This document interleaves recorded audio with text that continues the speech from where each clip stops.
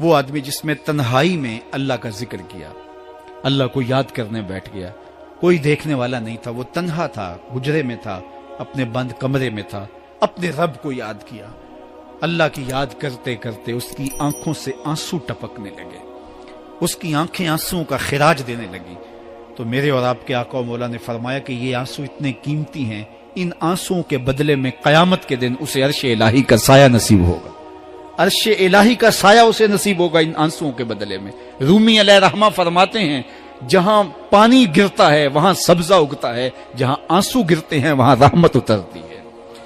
تو اس لیے جو اللہ کی یاد میں رونے کا لطف ہے اور اللہ کی یاد میں آنسو بہانے کا اجر اور صلہ رکھا گیا ہے، یہ گناہوں کو دھو ڈالتا ہے، یہ اندر کی صفائی اور ستھرائی کا سبب اور ذریعہ ہے۔ میرے اور آپ کے آقا و مولا نے فرمایا راتوں کی تنہائیوں میں اٹھ کے قرآن پڑھا کرو اور قرآن پڑھتے ہوئے رویا کرو۔ پھر فرمایا فَإِلَّمْ تَبْكُوا فَتَبَاكُوا، اگر رونا نہ آئے تو رونے کی کوشش کیا کرو۔ حضرت داتا گنج بخش علی حجویری سے ایک مرید نے کہا حضرت اگر رونے کی کوشش کریں پھر بھی رونا نہ آئے، فرمایا پھر اپنے مقدر پہ رویا کرو۔ تم اتنے سنگ دل ہو گئے ہو کہ تمہاری آنکھیں آنسوں کا خراج نہیں دیتی۔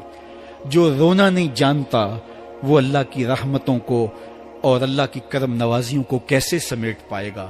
بچہ روتا ہے تو ماں دودھ دیتی ہے، جب بندہ اللہ کی حضور الہاؤ زاری کرتا ہے، عجز کرتا ہے، انکساری کرتا ہے تو اللہ کی رحمتوں کو جوش آتا ہے اور اللہ تعالیٰ کی رحمتیں اس پہ برستی ہیں اور اس کے نہ صرف گناہ معاف ہوتے ہیں بلکہ اللہ تعالیٰ اس کے گناہوں کو بدل کے نیکیوں میں تبدیل کر دیتا ہے۔ ایک فقیر تھا، ملنگ درویش، اللہ کا بندہ، اس کی عادت یہ تھی کہ اپنے ڈیرے پہ آنے والوں کو کھلاتا، ان کو پلاتا اور ان کی ضروریات کا خیال رکھتا، لیکن کو مالی آسودگیاں نہیں تھی۔ ہوتا یہ تھا کہ بعض اوقات لوگ آتے تو ادھار لے کر کے وہ لوگوں کو کھلا دیتا۔ خیر چونکہ فقیر کا مزاج یہ ہوتا ہے کہ لوگ آئیں اس کے ڈیرے سے کھائیں، بابا بلے شاہ نے بھی کہا تھا نا اٹ کھڑک کے دکڑ بجے تتا ہووے چلا، آن فقیر کھا کھا جاون راضی ہووے بلا۔ یہ فقیروں کا مزاج ہے، تو جو بھی آتا اس کے ڈیرے سے کھاتا اور وہ ادھار اٹھا اٹھا کے لوگوں کی ضروریات کو پورا کرتے رہتے۔ وقت آخر آ گیا، جن لوگوں نے ادھار دیا تھا وہ سارے تقاضا کرنے آ گئے۔ اب بابا جی کو کیا فکر لاحق ہے کہ یہ میرے مہمان اور میں ان کو کچھ پیش کرنے کی صلاحیت نہیں رکھتا۔ ایک بچہ تھا، وہ کچھ سامان بیچ رہا تھا، پتیسا بیچ رہا تھا یا کوئی اور چیز بیچ رہا تھا۔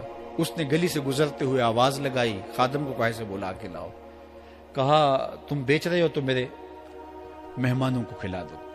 بچہ بڑا خوش ہوا کہ میں سارا دن گلیوں میں گھوم کے یہ پتیسا بیچنا تھا، اب یہ ایک جگہ ہی سارا فروخت ہو گیا تو یہ تو موج لگ گئی، میں جلدی گھر چلا جاؤں گا، میری ماں خوش ہو گئی۔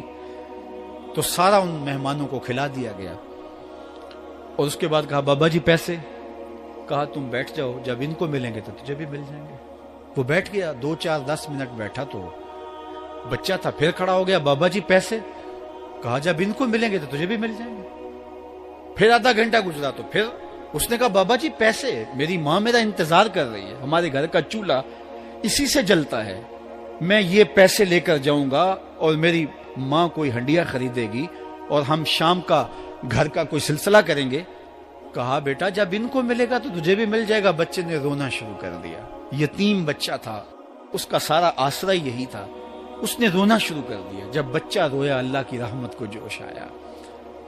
کوئی مرید نذرانہ لے کے ان بزرگوں کے پاس آ گیا اور اشرفیوں کی بھری ہوئی تھیلی پیش کی۔ وہ اتنے پیسے تھے کہ اس بچے کو بھی دیے، جتنے لوگ آئے تھے سب کا قرض چکایا، کہا جاؤ گھروں کو۔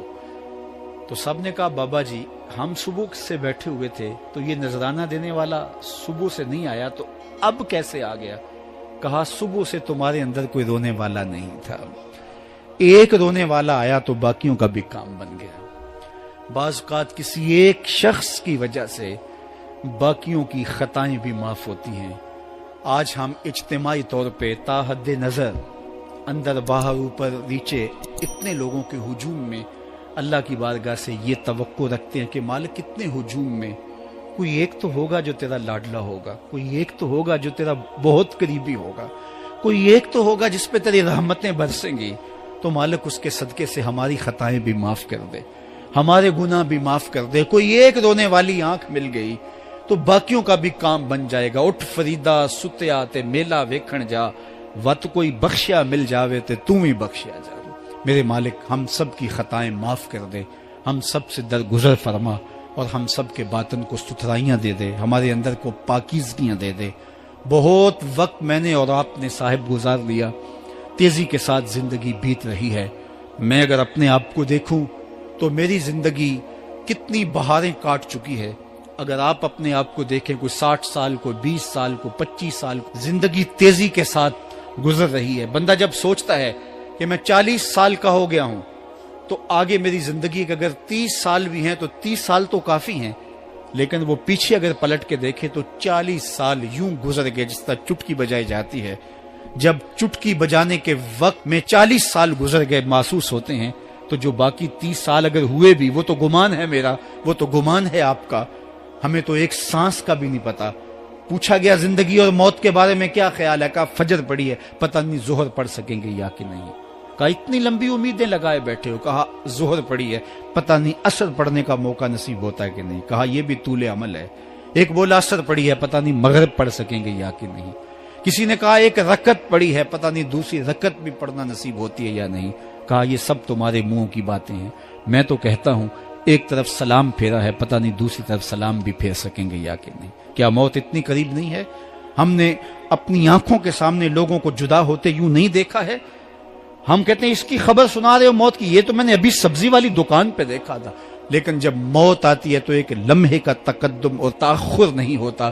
تو صاحب آئیے اپنی زندگی کو اللہ اور اس کے رسول کی راہوں پہ ڈالیں. آج وقت ہے, آج موقع ہے, آج توبہ کا دروازہ کھلا ہے. کل سب کچھ نہیں ہوگا. آج اس کی رحمتیں آواز دے رہی ہیں. آج وقت ہے, وقت پر کافی ہے ایک قطرہ بھی آب خوش ہنگام کا. جل گیا جب کھیت برسا می تو پھر کس کام کا. اب آئیے سنیے, اس کائنات کے اندر ہمیں وہ خواتین ملیں گی جو پردے کے پیچھے تھی, لیکن پردے کے سامنے ماں نہیں آئی, عبد القادر جیلانی آئے. ماں پردے کے پیچھے تھی, پردے کے سامنے فرید الدین گنج شکر آئے. ماں پردے کے پیچھے تھی, مہر و ماں نے بھی آنچل نہیں دیکھا, لیکن پردے کے سامنے کربلا میں حسین ابن علی آئے. تو یہ پردے کے سامنے آئے, وہ پردے کے پیچھے تھی. تو جب مائیں پردے کے پیچھے ہوں تو پھر بیٹے جو ہیں وہ پردے کے سامنے آ کے وہ نقش ثبت کرتے ہیں کہ جو لوگوں کے زندگی کے نقوش کو جو ہے وہ اجال دیتے ہیں اور تقدیر بدل دیتے ہیں. تو اس لیے ماؤں کی ذمہ داریاں گھر سنبھالنا ہے,